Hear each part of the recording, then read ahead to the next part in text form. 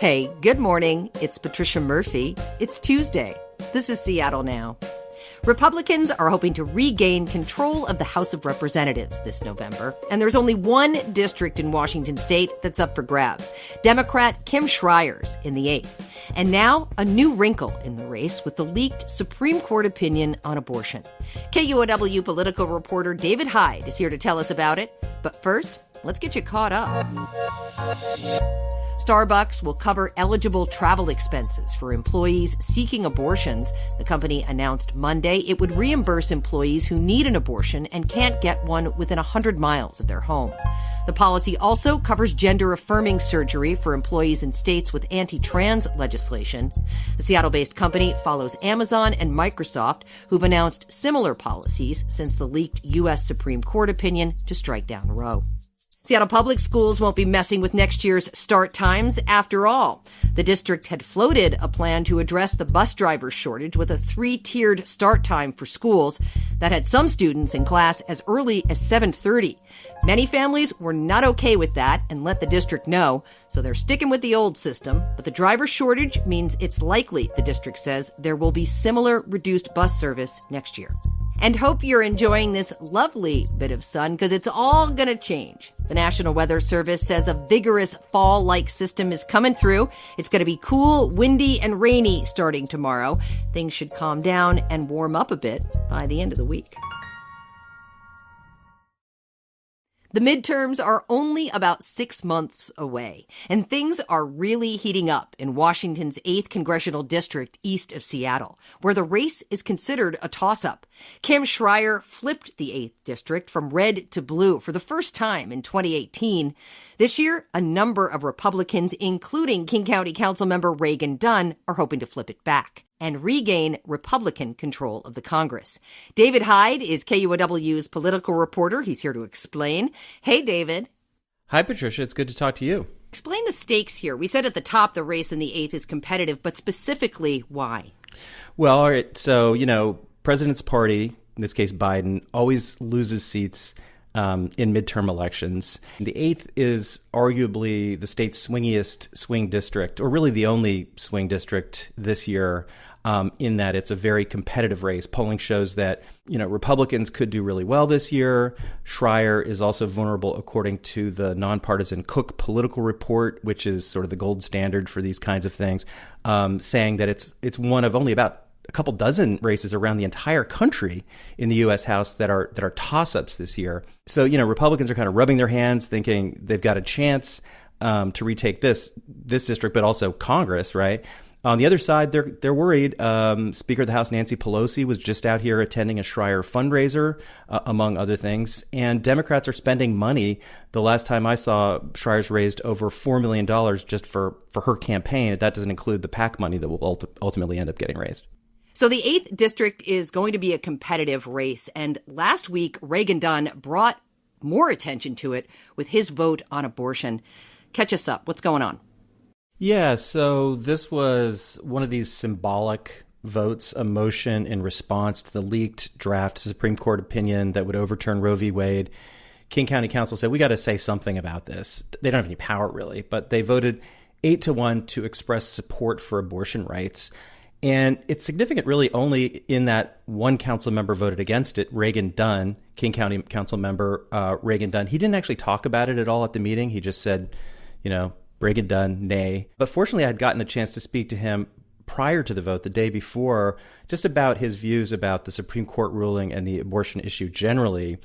And what Dunn told me is that his views are very similar to his mom's, Jennifer Dunn, who longtime residents of the 8th Congressional District in Seattle area will know her, Jennifer Dunn, and called herself a pro-choice Republican, which was fairly common here in the Northwest and around the country back then. Dunn said she supported abortion rights, although she opposed any federal funding for abortion. And Reagan Dunn told me he basically shares those views. I believe it's a decision by the mother. That said, I do think in a perfect world, the government wouldn't be involved in this decision at all. And so I certainly wouldn't support any kind of a statute, either to legalize it or criminalize it at the federal level. It should be more appropriate as a decision by the state. He's against any federal legislation on abortion, meaning he would be against bills to ban abortion, which Republicans have been talking about, at the federal level. But he's also against the bill in Congress, which Shrier supported, to protect the right to abortion. And so he's really trying to thread this tough political needle here for Republicans, trying to come across as this kind of moderate, pro-choicey-ish Republican. But at the same time, he nowadays really can't afford, I think he thinks, to alienate his Republican base, especially since two of the other best-funded Republicans in this race, former Army Ranger named Jesse Jensen and Matt Larkin, who is a former Pierce County deputy prosecutor, both are on the record saying they oppose abortion rights. Neither one returned my phone calls, but it's probably safe to say that both are a little bit to the right of Reagan-Dunn on this and other issues. I would imagine it's likely that both would support a federal ban on abortion, for example. And this, of course, becoming central to most of everything right now moving forward, David, this leak from the U.S. Supreme Court and its impact on pretty much every political race. Remind listeners where the 8th District is. What should we know about it?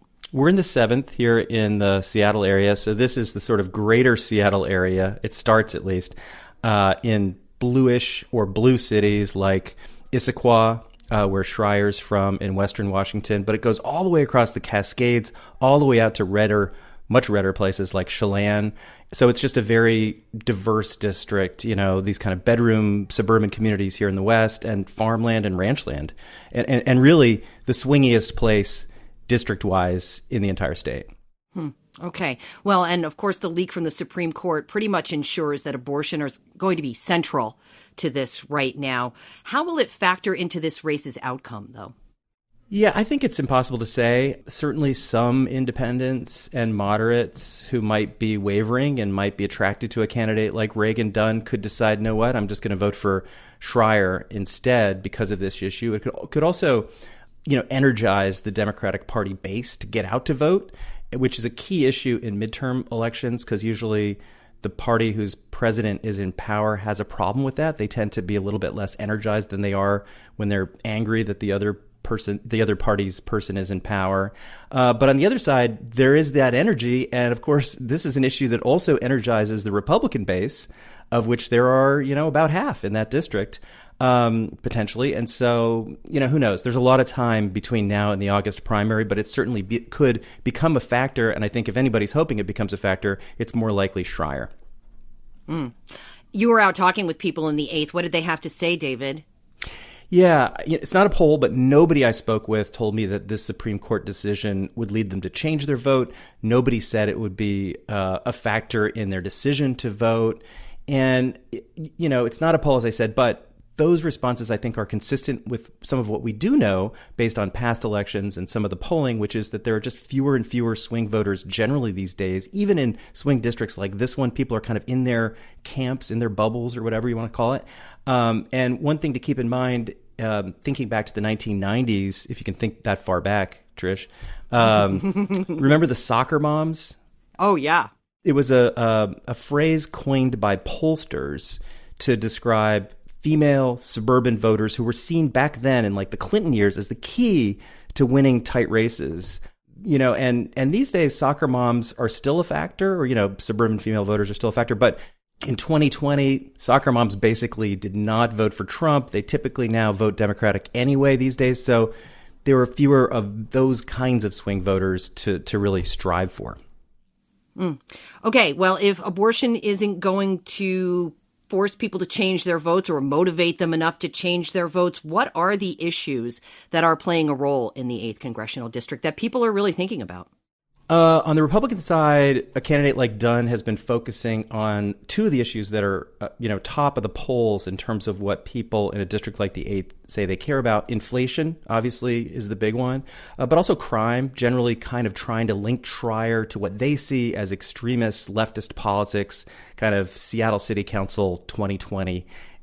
Even though Shrier does not represent and hasn't represented the city of Seattle. On the Democratic side, the sort of reverse of that would be reminding voters about the extremism in the Republican Party, They're not naming Trump as much right now, but talking about don't vote for the party of MAGA, the party of conspiracy theories, that sort of thing. For Shrier in particular on crime, she's never, supported defund the police, and now is talking about federal funding for local police departments. The Invest to Protect Act is something that she supports.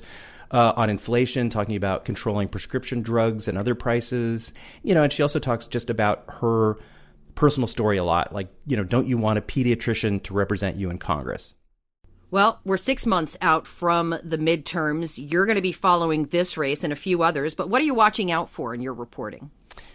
All those issues and, kind of what comes up in the news, basically. But on abortion, really, how does the Supreme Court end up ruling is obviously going to be key. What does Congress do in response, if anything? And then the biggest story of all for this race, because we have a top two primaries, who actually makes it out? Is it going to be Shrier and Reagan Dunn, Shrier and one of these kind of further right Republicans like a Jesse Jensen, or it's possible two Republicans? All right, KUOW political reporter David Hyde, we will follow your reporting. Thank you. I appreciate that. Thanks, Trish. Thanks for listening. Caroline Chamberlain Gomez produced today's show. Matt Jorgensen does our theme music. I'm Patricia Murphy. See you tomorrow.